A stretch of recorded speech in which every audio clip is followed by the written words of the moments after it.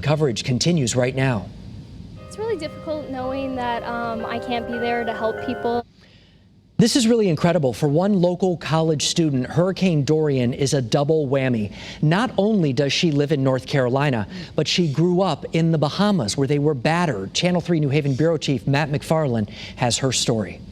Maddie Kennedy just started her freshman year at Quinnipiac, so obviously she's keeping a close eye on Dorian and thinking of home, where she still has family and plenty of friends on the island. It's definitely difficult because primarily, I've always been home for storms like this. I was there for Matthew. But for Hurricane Dorian, Maddie Kennedy finds herself not only thousands of miles away on the Quinnipiac campus, but also hopeless. It is really hard knowing that your friends and family are struggling and that you can't be there to help them and be able to make sure that they're all right. Kennedy grew up in Freeport and says her dad is down in the Bahamas right now. She says they were fortunate. Their house is okay, but others weren't as lucky. There's certain areas on the island where there's houses on stilts, and even up 15 feet high, their houses were completely flooded, and it was actually really scary. I knew some people that had to hide on their roofs, and their houses were completely submerged underwater. In addition to the damage, not surprisingly, it hasn't been easy to communicate with those back on the island. I actually just heard from a friend earlier today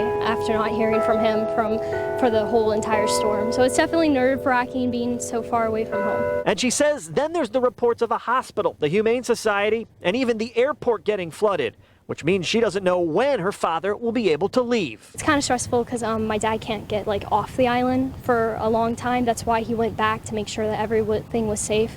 But it's kind of hard knowing that he won't be here for a long time. Now, in addition to watching what happened in the Bahamas, Maddie is also paying close attention to North Carolina. While she lives outside of Raleigh, she points out that area was hit hard by Hurricane Matthew, suffering a lot of flooding and heavy rains just 3 years ago. With the mobile newsroom, Matt McFarland, Channel 3 Eyewitness News.